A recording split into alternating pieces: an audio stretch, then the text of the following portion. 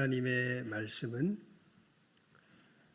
다윗이 사울에게 자기가 골리앗을 대항하여 싸우러 나가겠습니다. 제가 반드시 저와 싸워서 이기겠습니다. 라고 말한 내용입니다.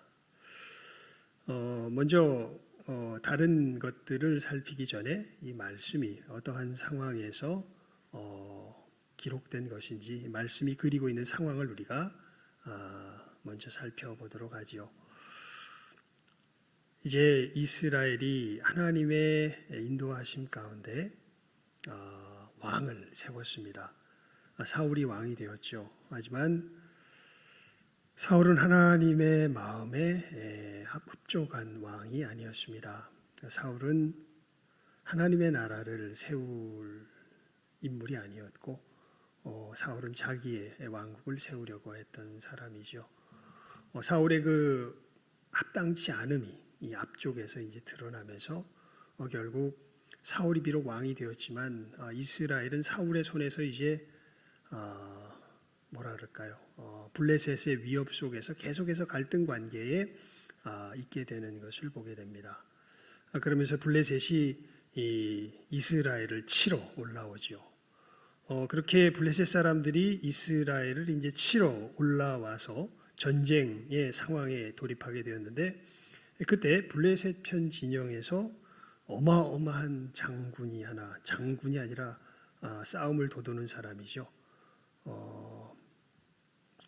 전쟁하기 전에 우리 가끔이 아니라 우리 옛날 전쟁에 보면은 이 양편 이제 군대가 서로 마주하는 가운데 전쟁하기 전에 여기에 대표격인 사람들이 나와서 서로 싸우는 그런 장면들을 우리가 많이 보지 않습니까? 그러니까 이제 그러한 일이 이때에도 있었습니다. 블레셋 진영에서 골리앗이라고 하는 어마어마한 싸움꾼이, 용사가 사실은 나와서 이스라엘을 향하여서 조롱을 합니다. 너희들 여기 전쟁하러 오지 않았냐? 그렇다면 너희 중에 누가 한 사람 와서 나를 이겨봐라. 그럼 우리가 항복할 거다. 나만 이기면 너희들 이 전쟁 너희들의 승리가 될 것이다. 이렇게까지 이야기하는데 너희들 중에 아무도 안 나와? 너희들은 겁쟁이임에 틀림없다. 사실 골리앗이 나와서 조롱하는 이 상태가요, 성경을 보면 40일 동안 지속됐다고 그렇게 되어 있는 것을 보게 됩니다. 이 17장 말씀을 가만히 읽어보면요. 그러니까 이 골리앗이 어마어마한 사람이었다는 건 아는데, 얼마나 어마어마한 사람이었는지에 대해서는 성경에 이렇게 기록이 됩니다. 이 사람은 그 신장은 6규빗 한 뼘이요. 여러분, 한 규빗이면요 45cm 정도 됩니다. 45cm, 6규빗. 그러면은 6, 4, 24, 240. 5cm도 6, 5, 30. 그럼 240에다가 70 더하면 270. 근데 거기다가 플러스 한 뼘. 누구 뼘으로 쟀을까요? 모르겠습니다. 제 뼘으로 재면 제가 20cm가 좀 넘는 것 같은데, 약 못해도 20cm는 되겠죠. 그러면은 290이 조금 넘어가는 거의 3m에 가까운 신장을 가지고 있는 사람입니다. 그럼 우리 이제 생각해 봅니다. 우리 좀 비정상적인 사람들 보잖아요. 비정상적인 사람들, 그 키만 삐죽하니 크고, 어떻게 보면 좀 나무처럼 보이는 사람들 있잖아요. 뭐 그런 사람, 힘을 쓰겠나 싶은 사람들. 골리앗은 그런 사람이 아니었습니다. 골리앗은 키가 그렇게 컸을 뿐만 아니라 머리에는 노투구를 썼고 몸에는 이 갑옷을 입었는데, 그 갑옷의 무게가 5,000세겔이었다. 한 세겔이 보통 11g에서 13g 사이인 것 같습니다. 이게 뭐 정확하진 않은가 봐요. 그 언저리 속에서 왔다 갔다 하는 부분이 있는데, 보통 12g이라고 평균 잡아서 치면 5,000세겔 같으면 여러분 일단 계산하기 복잡하니까 2g 빼고 10g만 하면 5,000이면 50kg 아닙니까? 50kg. 거기다가 520 해가지고 60kg. 이 사람이 몸에 두르고 있는 여기 어리에 이것도 빼고 여기 몸에 두르고 있는 갑옷만 몇 킬로가 나가는 거예요? 60kg가 나가요. 60kg면 여러분 한 사람 업고 다니는 거랑 비슷하죠. 60kg가 되는 갑옷을 여기다가 차고 뭐 이것만 있는 게 아니라 노투구를 쓰고 그리고 다리에는 놋 견갑을 찾고 어깨에는 놋 단창을 메고 창자로는 배틀채 갖고 그때 가서 한번 우리 농사박물관에 한번 예전에 우리 누굽니까 우리 저기 소천하신 우리 집사님 농사 잘하시는 그 집사님 쭉 설명을 해주시면서 우리가 봤었는데 거기 보니까 이 배틀채 얼마나 큰지 볼 수 있는데 창날이 철 600세겔 창날만 한 7kg 정도 되는 정도의 그 무게 저기 거기 가서 들어보셔서 알 거 아니에요. 우리 보통 7kg 정도 되면 운동할 때 쓰는 거 아닙니까? 이게 운동할 때 쓰는 게 아니라 이걸 갖다 이 뭐랄까 휘두르는 데 쓰려고 그것도 날만 거기다가 채가 달려 있고 여러분 그 누구 생각하면 좋을 것 같냐면 크로갑인가 예전에 이 누구죠? 그 강호동 씨가 진행하는 무슨 프로그램이 있었는데 그때 UFC인가 뭐 하여튼 무슨 그 싸움 세계에서 제일 잘하는 소련 사람이 있었어요. 소련 사람. 이 사람 체격이 어마어마하더라고요. 보통 우리 강호동 씨만 봐도 우리 보통 사람 기가 질리는데 그 강호동이가 그 사람 앞에 서더니 기가 질리더라고.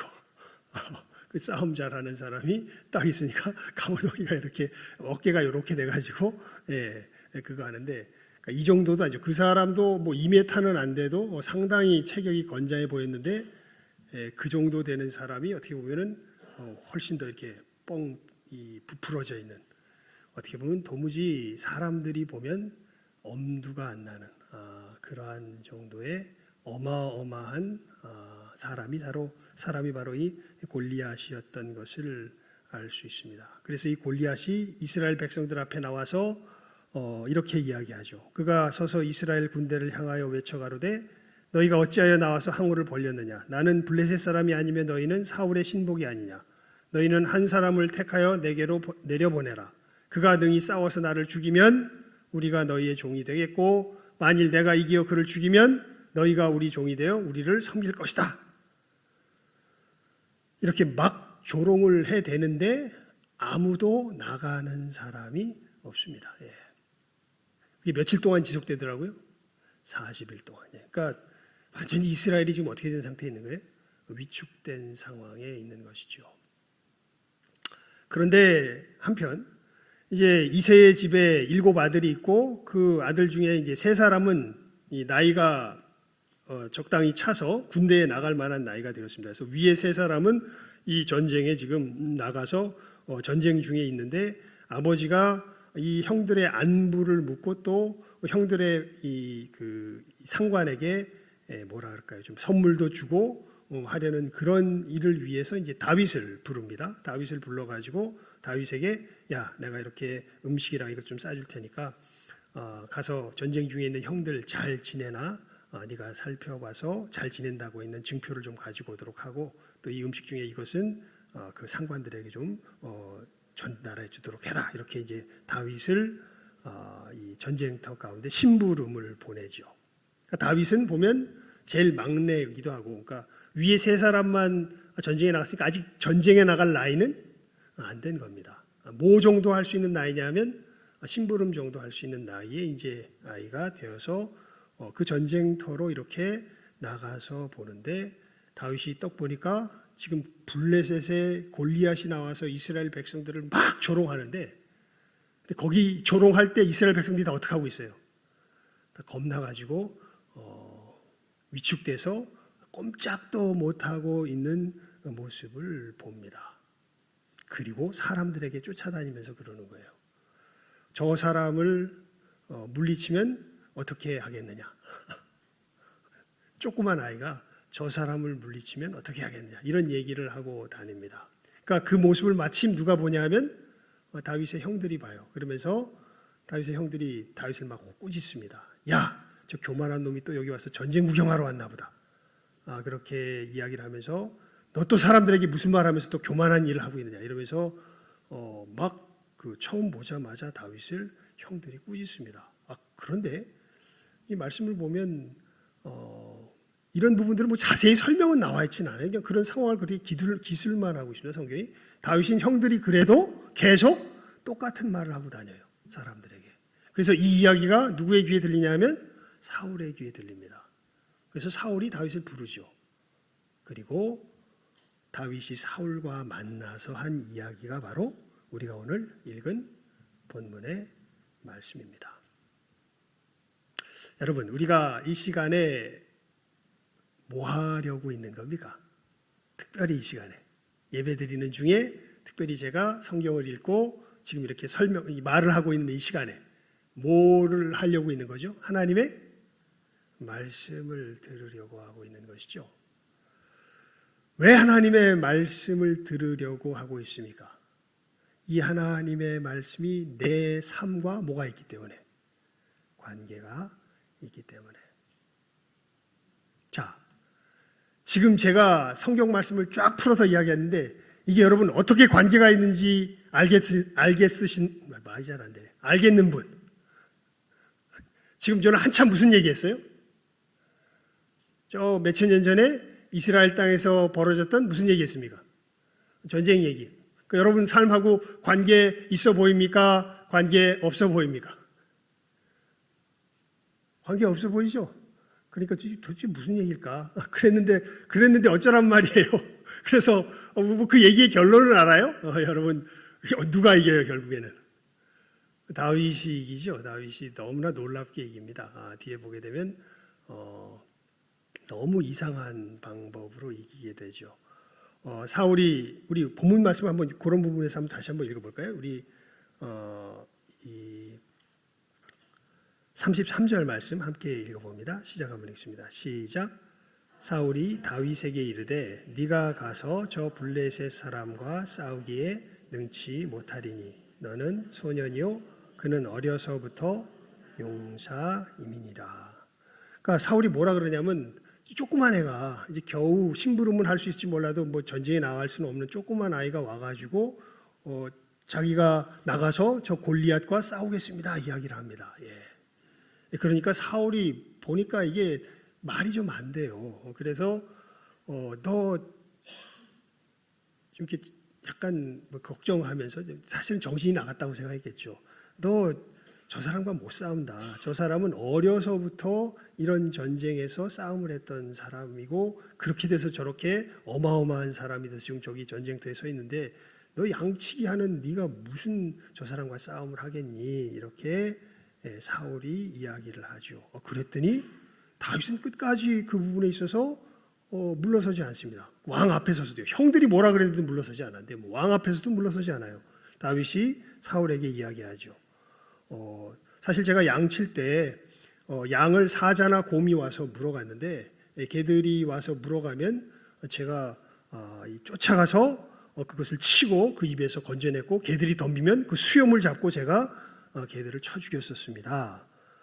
주의 종이 사자와 곰도 쳤은즉 하나님의 사신은 하나님의 군대를 모욕한 이 할례 없는 블레셋 사람이리까 그가 그 짐승의 하나같이 되리이다라고 다윗이 이야기를 하죠. 그러니까 그 얘기를 듣고 놀랍게도 사울이 너 그럼 가서 싸워라라고 이야기를 하는데 여러분 싸울 때도 보게 되면 다윗에게 사울이 뭘 주냐면 자기가 입던 갑옷을 줍니다. 그랬더니 입어보더니 이 자기 오히려 움직이기 불편하니까 이걸 다 어떻게 버려요? 다 버려요. 그리고 그냥 자기 평소 복장 그대로 나가서 자기 물맷돌 던질 그 이 작대기 물맷돌 돌리는 그 작대기랑 돌 몇 개 주워 가지고 나가서 그렇게 해가지고 싸웁니다. 그랬더니 이 골리앗이 막 저주를 하죠. 이놈이 개를 잡으러 왔나? 막대기 들고 와서 뭘 하겠다는 거냐? 이러면서 막 저주를 하면서 다윗이 너무 자기를 얕보는 게 화가 나서 신경질이 나서 그냥 다윗에게 달려들다가 다윗이 어떻게 합니까? 물맷돌을 돌려서 한 방에 여기다가 맞춰서 그대로 골리앗이 죽고 골리앗의 칼을 뺏어서 골리앗의 목을 잘라다가 이스라엘 진영으로 가져오게 되면서 이 전쟁이 끝이 나죠. 여러분 도대체 이 말씀이 우리와 어떠한 상관이 있을까요? 우리 누가복음 24장을 한번 펴볼까요? 누가복음 24장입니다. 누가복음 24장. 예. 누가복음 24장 펴기 전에 요한복음 5장부터 펴봅시다. 요한복음 5장입니다. 요한복음 5장 39절입니다. 요한복음 5장 39절 말씀입니다. 우리 함께 읽습니다. 시작하면 읽죠. 시작하면 읽습니다. 요한복음 5장 39절 말씀 시작. 너희가 성경에서 영생을 얻는 줄 생각하고 성경을 상고하거니와 이 성경이 곧 내게 대하여 증거하는 것이로다. 예수님이 친히 하신 말씀이요. 너희들 성경에는 무엇을 얻는 길이 언급되어 있다는 거예요. 영생을 얻는 길이 언급되어 있다는 거예요. 우리가 연결은 잘 못 짓지만 지금 상황에서 우리가 읽었던 이 다윗의 이야기, 골리앗의 이야기도 사실은 하나님께서 우리에게 무엇을 알려주기 위해서, 영생을 얻는 그 길을 알려주기 위해서 뭐 하셨다는 거예요? 기록하셨다는 거예요. 아직 어떻게 된지는 잘 모르죠. 하지만 분명히 이야기하세요. 왜 이 다윗과 골리앗의 이야기를 하나님이 기록해 하셨어요? 우리에게 무슨 길을 알려주시려고? 영생을 얻는 길을 알려주시려고 기록하셨고, 그리고 이 얘기는 반드시 누구와 연결되게 되어 있다. 이 이야기들은, 성경에 나와 있는 이야기들은. 39절 다시 읽어볼까요? 요한복음 5장 39절입니다. 시작. 너희가 성경에서 영생을 얻는 줄 생각하고 성경을 상고하거니와 이 성경이 곧 내게 대하여 증거하는 것이로다. 그리고 이 이야기는 반드시 누구와 연결되어져 있다? 예수님과 연결되어져 있다. 어떻게 연결되어 있을까요? 성경의 모든. 예수님이 하신 말씀이 이거예요. 너희들 성경에 나와 있는 모든 이야기는 사실 다 누구에 대하여 이야기하고 있는 거다?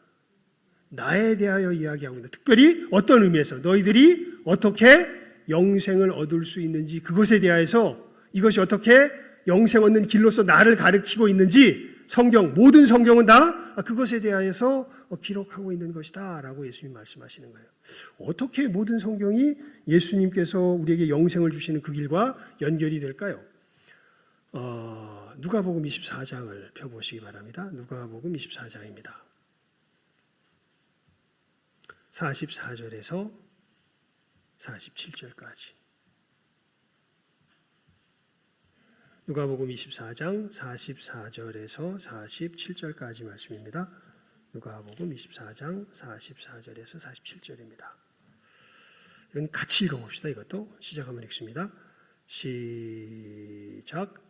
또 이르시되 내가 너희와 함께 있을 때에 너희에게 말한 바 곧 모세의 율법과 선지자의 글과 시편에 나를 가리켜 기록된 모든 것이 이루어져야 하리라 한 말이 이것이라 하시고 이에 저희 마음을 열어 성경을 깨닫게 하시고 또 이같이 그리스도가 고난을 받고 제3일에 죽은 자 가운데서 살아날 것과 또 그의 이름으로 죄 사함을 얻게 하는 회개가 예루살렘으로부터 시작하여 모든 족속에게 전파될 것이 기록되었으니 48절까지 너희는 이 모든 일의 증인이라.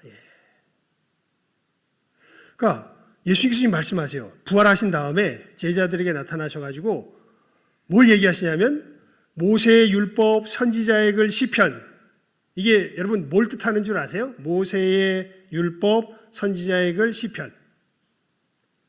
구약 성경 전체를 이야기합니다. 그러니까 구약 성경 전체에 예수님을 가리켜 기록된 모든 것이 이루어져야 하리라 한 말이 이것이라. 그러니까 구약 성경 전체가 예수님께 이 일이 이루어져야 한다라는 얘기를 기록하고 있대요. 그게 무슨 일이냐면 무슨 일일까요? 우리 46절, 7절 상반절까지 시작. 또 이르시되 이같이 그리스도가 고난을 받고 제3일에 죽은 자 가운데서 살아날 것과 또 그의 이름으로 죄사함을 얻게 하는 회개가 예루살렘으로부터 시작하여 모든 족속에게 전파될 것이 기록되었으니. 그러니까 이게 무슨 얘기냐면 구약 성경 전체가 뭐에 대해서 이야기하고 있다고 예수님 말씀하시냐면 예수님께서 고난을 받고 제3일에 죽은 자 가운데서 살아나심으로 말미암아 너희가 하나님을 향하여 어떻게 하게 된다? 회개하게 된다. 즉 여러분 우리 오전에 영생에 대해서 잠깐 그 정의를 살폈는데 영생이 뭐라고요? 영생 그렇게 하면 어렵잖아. 영생이 뭐라고요? 천국에서 사는 삶. 그러니까 지금 천국에서 사는 삶은 누구를 섬기며 사는 삶이에요? 하나님을 섬기며 하나님을 왕으로 섬기며 사는 삶이에요. 즉 우리는 지금 이 땅에서 어느 누구도 하나님을 왕으로 섬기며 살지 못해요. 그래서 우리는 어디서 살아요? 지옥에서 살아요. 회개한다는 건 하나님을 왕으로 섬기며 살지 못하는 사람이 하나님을 왕으로 섬기며 사는 존재로 바뀌게 되었다는 뜻입니다. 근데 이 일이 어떻게 일어나게 되느냐? 예수님께서 십자가에서 죽으시고 부활하셔야 우리가 하나님을 섬길 수 없었던 우리가 누구를 섬기게 돼요? 하나님을 섬기게 되는 역사가 일어나는 것이 어디에 기록되어 있다? 구약 성경, 그냥 성경에 어디 한 군데 비밀스럽게 기록된 게 아니라 구약 성경 전체가 사실은 뭐에 대해서 이야기하고 있다? 이 일에 대하여 이야기하고 있다. 누가 친히 하신 말씀이에요? 예수님이 친히 하신 말씀이에요. 그러니까 우리가 이제 그건 하나 확실히 알았죠. 성경 자체의 증언을 통하여서 뭘 알았냐면 지금 이 다윗과 골리앗의 이야기도 예수님의 무슨 역사와 연결되어 있는 것이구나. 십자가의 대속의 역사를 지금 이야기하고 있는 것이구나라는 것을 그냥 예수님의 이 설명을 보면 어떻게 연결되는지는 지금까지는 제가 조금 이따 설명해 드리겠지만 잘 알진 못하지만 예수님의 말씀을 들으면 그렇다는 것은 이제 알 수 있겠죠. 그러니까 여러분 성경 말씀을 읽을 때 예수님의 말씀을 잘 기억하셔야 돼요. 우리는 성경 말씀을 읽을 때 누구를 만날 수 있어야 돼요. 이 말씀 속에서. 너희가 성경에서 영생을 얻을 줄 알고 성경을 상고하거니와 이 성경이 곧 누구에 대해서 증거하는 것이다. 예수님에 대해서 증거하는 것이다. 그래서 이 성경의 곳곳에 있는 이 구절들이 어떻게 예수님께서 우리를 죄에서 건지시는 이 대속의 역사와 연결되는지 잘 알지 못하면 사실 성경을 제대로 이해한 건 아닌 거죠. 성경을 읽었을 수는 있을지 몰라도 예수님의 이 말씀에 의하면 성경을 제대로 이해한 건 아니에요. 왜냐하면 모든 성경이 사실은 이 일에 대해서 뭐하고 있기 때문에 기록하고 있기 때문에 그렇다고 지금 예수님께서 말씀하고 계시는 것이죠. 여러분, 이 다윗의 이야기가 어떻게 이 예수님의 구원 역사와 연결이 될까요? 한마디로 말하면요. 예수님의 구원은 우리가 생각하는 생각을 완전히 뛰어넘어서 일어나는 일이라는 겁니다. 생각해 보십시오. 여러분, 골리앗을 이기려면 어떤 사람이 이길 수 있겠습니까? 어떤 사람이 이기겠어요? 골리앗보다 센 사람이 이기는 게 당연한 것 아닙니까? 여러분, 지금 다윗은 겨우 뭐 할 수 있는 나이예요? 심부름할 수 있는 나이예요. 이 아이가 어떻게 골리앗을 이길 수 있겠습니까? 이게 말이 안 되죠.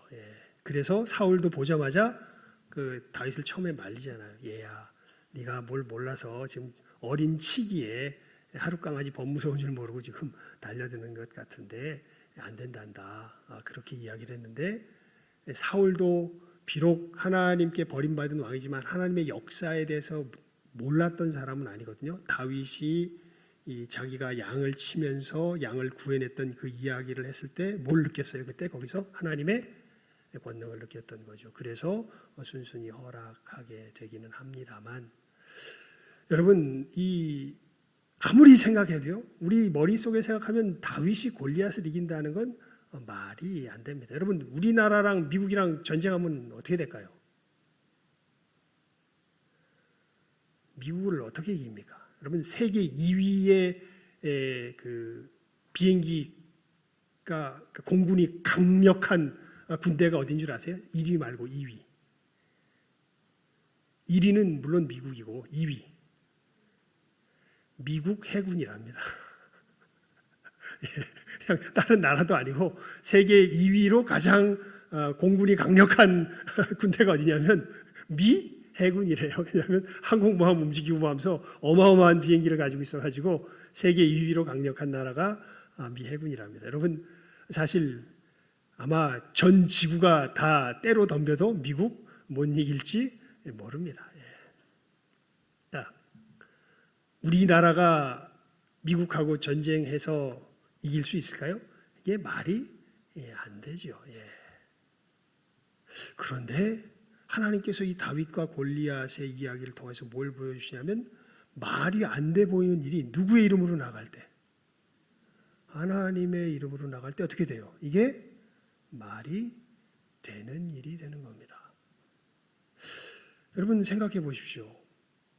우리가 하나님 앞에 구원을 얻으려면 누구 죄가 사함을 받아야 돼요? 누구 죄가 씻겨져야 돼요?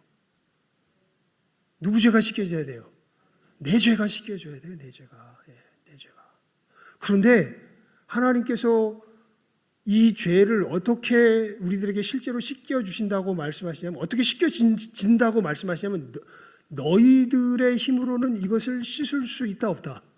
없다. 그러면서 성경을 이 구약을 통해서 계속 이야기하는데 우리들이 교만해가지고 그걸 잘 못 알아먹어요. 그러니까 그냥 말씀이신 주님께서 직접 오셔가지고 아예 드러내놓고 이야기를 해주십니다. 특히 우리가 이번 새벽 기도에 살피고 있는 산상수훈에서 아주 그냥 적나라하게 드러내 주시죠. 하나님의 말씀의 뜻이 뭔지. 거기 보니까 하나님의 말씀이 지키라고 하는 의의는 단순히 행동에 국한된 게 아니라 어디에서부터 지켜나갈 수 있어야 되는 거예요. 우리 마음에서부터 지켜나갈 수 있어야 되는 거예요. 그러니까 이게 가능해요, 안 해요? 가능 안 합니다. 이 의의를 지켜낼 수 있어야 될 뿐 아니라 이것을 지키지 못한 우리의 죄값도 다 뭐 해야 돼요? 치러내야 우리 죄값이 사하여지는데, 이건 우리 힘으로 할 수 있습니까 없습니까?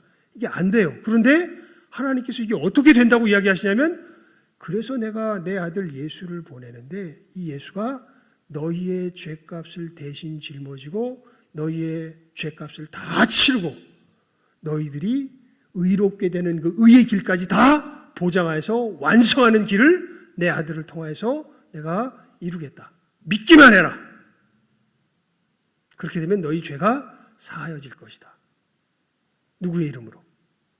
하나님의 이름으로 우리들에게 약속을 주십니다. 여러분 이게 될 것 같아요? 안 될 것 같아요? 여러분 아까도 말씀드렸지만 우리 죄가 씻어지려면 누가 죄값을 치러야 돼요? 여러분 죄 없어지려면 누가 죄값을 치러야 돼요? 내가 죄값을 치러야 되잖아요. 그런데 치러야 될 죄값을 보니까 이 불가능해. 그리고 하나님이 약속을 하세요. 그래서 내가 내 아들을 보낸다. 그가 너희들의 죄를 대신 짊어지고 너희들의 모든 죄값을 다 치러서 너희를 의롭게 할 것이다. 믿기만 해라. 믿으면 너희들이 죄에서 구원함을 얻으리라. 여러분 이게 우리 머릿속으로 될 것 같아요? 될 것 같지 않아요? 안 될 것 같아요. 그런데 마치 누가 누구를 이기듯이 다윗이 골리앗을 이기듯이 실제로 누가? 예수 그리스도께서 어디 위에서? 십자가 위에서 이 구원의 역사를 이루십니다.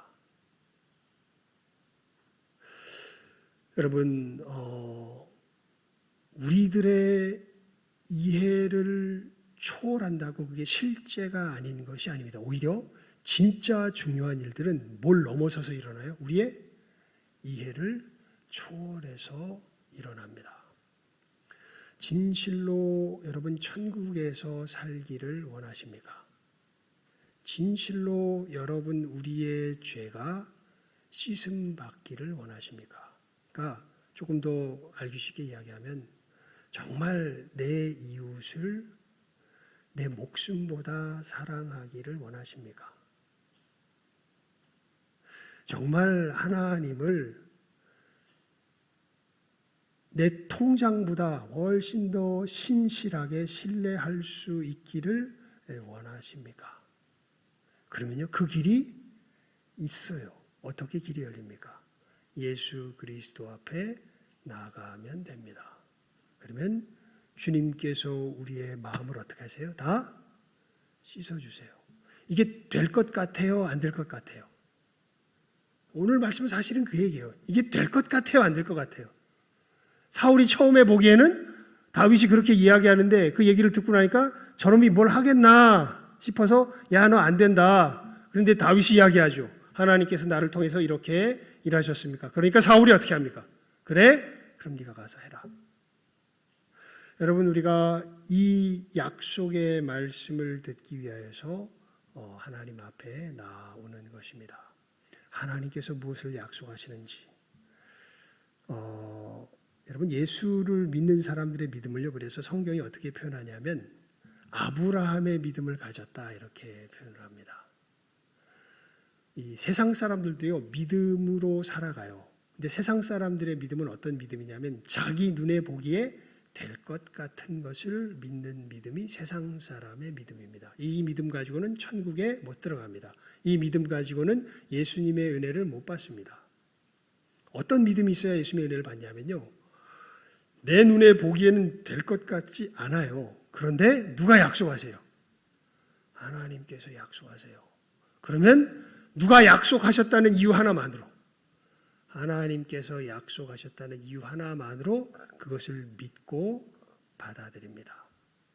그것의 가장 핵심되는 내용이 다른 것 아니라 예수님께서 우리 죄를 위하여 십자가에서 죽으시고 부활하셨다는 거예요. 여러분, 이 사실을 분명하게 확실하게 믿을 수 있기를 소원하며 이 자리에 나오십시오. 제가 이 이야기를 아마 평생 마르고 닳도록 계속 이야기할 건데요. 왜 이야기하냐면요, 이건 믿고 싶다고 믿어질 수 있는 성격의 것이 아니에요. 그런데 믿지 못하면 구원 못 얻기도 해요. 그래서 여러분, 교회에 나오는 사람이 이것을 정말, 그런데 뭐 할 수 있어야 돼요? 믿을 수 있어야 돼요. 근데 믿음이 이게 내가 마음 먹는다고 생기는 것도 아니야. 어떻게 이 믿음 가운데 거할 수 있을까요? 여러분, 어떻게 보면 코끼리 바늘로 찔러 죽이는 것과 비슷합니다. 코끼리 바늘로 어떻게 찔러 죽입니까? 죽을 때까지 찌르든지, 찌르고 나서 죽기까지 기다리든지. 무슨 얘기냐면요, 이 믿음이 선물이에요. 진짜 구원 얻기 원하시면요, 이 믿음이 생기기까지 주님 앞에 날마다 나아오셔야 합니다. 그러니까 이 자리에서 제가 그런 얘기를 자주 드렸잖아요. 우리 함께 주님의 이름으로 모여서 믿지만 이 믿음이 있는 사람도 있고 어떤 사람도 있어요? 아직 없는 사람도 있어요. 그리고 너무 놀라운 것은 저도 그런 사람 중에 하나였거든요. 교회에 오래 다녔는데도 이 믿음이 있어요, 없어요? 없어요. 어떤 사람은 교회 온 지 얼마 안 됐는데 이 믿음이 있어요, 없어요? 있어요. 그래서 교회에서 일할 수 있는 사람은 사실 실제로 교회에서 일하는 사람은 이 믿음이 있는 사람이 일해요. 그러니까 교회 일 시켜보면 알아요. 이 믿음이 없으면요, 하는 척 하다가 결국 못 견딥니다. 할 힘이 안 생겨요. 근데 이 믿음이 있는 사람은 말려도 어떻게 해요? 오늘 말씀에 나와 있는 누구처럼 지금 다 말리잖아. 형도 말리고 사울도 말리고 다 말리는데 부득부득 어떻게 하겠대? 지가 나가겠대. 여러분, 이 믿음이 있는 사람은 하나님의 일을 합니다. 누가 말려도 해요. 근데 믿음이 없으면 못해요. 그래서 정말 중요한 건 교회 내에 내가 믿음의 길을 갈 때 이 믿음이 실제로 있느냐 없느냐 하는 겁니다. 근데 이게 억지로 자기가 마음 먹는다고 생기는 게 아니거든요. 이것은 하나님께로부터 어느 때인가 선물로 주어집니다. 어떤 사람에게 주어지냐면 요거만 읽고 오늘 말씀을 맺겠습니다. 요한복음 6장을 한번 펴봅시다. 요한복음 6장입니다. 요한복음 6장입니다. 37절 말씀. 요한복음 6장 37절 말씀입니다. 우리 시작하겠습니다. 시작. 아버지께서 내게 주시는 자는 다 내게로 올 것이요 내게 오는 자는 내가 결코 내어 쫓지 아니하리라. 아멘. 예수님 친히 하시는 말씀이에요. 아버지께서 내게 주시는 자는 다 누구에게로 온다? 예수님에게로 온다. 그러니까 저는 맨날 가라고 이제 여기서 여러분들에게 증거하는 거예요. 근데 이제 그다음부터는 이제 여러분의 다 책임이다. 저는 이 얘기까지 하면 속이 시원해요. 이제 누구 책임은 다한 거야. 전하는 자로서의 내 책임은 다한 거예요. 이제 책임이 누구에게로 넘어갔을까요? 여러분에게로 넘어갔습니다. 예. 그래서 여러분이 정말 예수님의 사람이라면요, 이 예수님의 대속의 은혜가 믿겨지기까지 누구를 향하여 나아갈까요? 예수님을 향하여 나아갑니다. 여러분 어떻게 여러분들이 예수님을 향하여 구체적으로 나오겠어요? 다른 거 아니에요. 간단해요. 예배 시간에 나오는 거죠. 주님 만나기 위해서 이 시간에 나오는. 왜냐하면 두세 사람이 내 이름으로 모인 곳에는 거기 누가 계세요? 예수님 계시거든요. 그래서 이 자리에 나와요. 나와서 주님, 제가 이 믿음이 없습니다. 주님, 저 사실 교회에서 뭐 봉사도 좀 해보고 뭐 여러 가지 해보고 교회에서 뭐 하는 거 다 하는데요. 솔직히 뭐는 없어요? 이 믿음은 없어요. 주님, 오늘 목사님이 또 그러시네요. 저 듣기 싫은 소리인데 저거. 네, 사실은. 예. 왜냐면 맨날 이거 얘기하면서 그러니까 나보고 어떻게 하라는 거야? 딱 하나입니다. 어떻게 하라는 거예요? 믿음이 생기기까지 누구에게 나가라는 거예요? 예수님께 나아가라는 거예요. 마음으로 예수님께 나아가십시오. 예수님 분명히 약속하십니다. 아버지께서 내게 주시는 자는 다 누구에게로 올 것이요? 내게로 올 것이요. 내게 오는 자는 내가 어떻게 하지 않는다? 결코. 어떻게 해요? 결코. 뭐 하지 않는다? 내어 쫓지 않는다. 반드시 뭐 한다? 내가 맞아들인다. 여러분, 우리 모두 이 믿음 가운데서 천국 백성 되어서 이 땅 위에서부터 주님께서 우리들에게 살게 하시는 이 복된 천국의 삶을 하나하나 누려나갈 줄 아는 이 시간 함께하는 우리 모든 귀한 복된 영혼들 다 될 수 있기를. 내 마음속으로는 억지로 믿어지지 않는 내용들인데 이거 못 믿으면 어디 가는 거예요? 지옥 가는 거예요. 그래서 이 말씀만큼은 믿어져. 그래서 하나님 앞에 나가서 하나님, 저에게 이 복음의 메시지를 믿을 수 있는 믿음이 없습니다. 하나님, 저를 좀 도와주십시오. 제가 이 복음을 믿을 수 있도록 은혜를 베풀어 주십시오. 한 번 기도해요. 믿음이 생겨요, 안 생겨요? 안 생겨. 그럼 어떻게 해야 돼? 두 번 또 가야지. 두 번 가서 기도해. 믿음이 생겨, 안 생겨? 안 생겨. 그럼 어떻게 해야 돼? 세 번 가야지. 한 100번쯤 했더니 안 생겨. 그럼 어떻게 해야 돼? 예수님이 날 버렸나 보다. 아닙니다. 분명히 약속하죠. 아버지께서 내게 주시는 자는 다 내게로 뭐 할 것이요? 올 것이요. 내게 오는 자는 내가 결코 뭐 하지 아니하리라? 내어 쫓지 아니하리라. 101번째 또 가야죠. 나중에는 뭘 잊어버리더라도, 세는 걸 잊어버리더라도 주님 앞에 나아가야죠. 분명히 주님 만나주십니다. 그리고요, 그렇게 만난 사람은 알아요. 그 다음부터 예수님의 십자가가 누구의 죄를 위한 것입니까? 내 죄를 위함이시라는 것을 압니다. 그때부터 그 사람은 바뀝니다. 그때부터 그 사람은 이 세상의 헛된 것에 이제는 뭉개져서 살아가지 않게 됩니다. 그때부터 그 사람은 진짜로 하나님 경외하는 길을 하나하나 실제로 배워나가며 내 이웃을 사랑하는 것을 실제로 무엇인지 깨달아 알며 실천하며 걸어갈 수 있게 됩니다. 이 복된 믿음 가운데 거하는 여러분들 될 수 있기를. 결코 우리 머릿속으로는 안 될 것 같은데 반드시 될 것이라는 하나님의 약속을 신뢰하며 이 믿음 얻기까지 나아갈 수 있는 여러분들 다 될 수 있기를 주님의 이름으로 축원을 드립니다. 기도하겠습니다. 하나님 아버지, 이 하나님의 구원 역사에 대하여서 우리 오늘 말씀을 다윗의 참으로 이 사건을 통하여서 골리앗을 물리치는 다윗의 사건을 통하여서 말씀을 살폈습니다.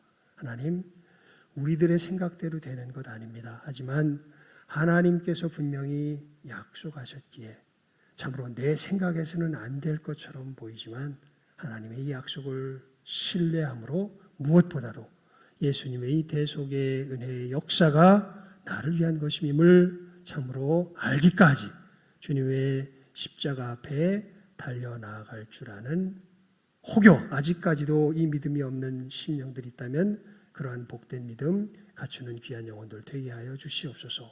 하나님 이미 주님께서 나를 위하여 십자가에 죽으셨다는 것을 알고 있는 참으로 구원받은 영혼들이 있습니다. 그런데 어느 틈엔가 사는 여정 속에서 이 믿음이 희미하여지고 참으로 어느 틈엔가 옛사람의 습관들이 나를 붙들고 있었던 영혼들도 있을 줄 압니다. 하나님 주께서 다시금 십자가의 광채를 밝히 비추어 주시어서 주님께서 이 옛사람을 소멸하셨으며 주님께서 우리로 새 사람 되게 하셨음을 다시금 그 심령이 깨달아 알아서 묶여있고 매여있던 세상의 모든 얽매이기 쉬운 죄악들 다 떨쳐버리게 하여 주시옵시고 하나님의 백성답게 이 십자가의 은혜로서 힘차게 살아갈 수 있는 새힘 이 예배의 시간 이 말씀을 통하여서 그 마음 가운데 임하게 하여 주시를 또한 간절히 바라옵고 소원하옵고 축복하오며 모든 것 예수님의 이름으로 기도드리옵나이다. 아멘.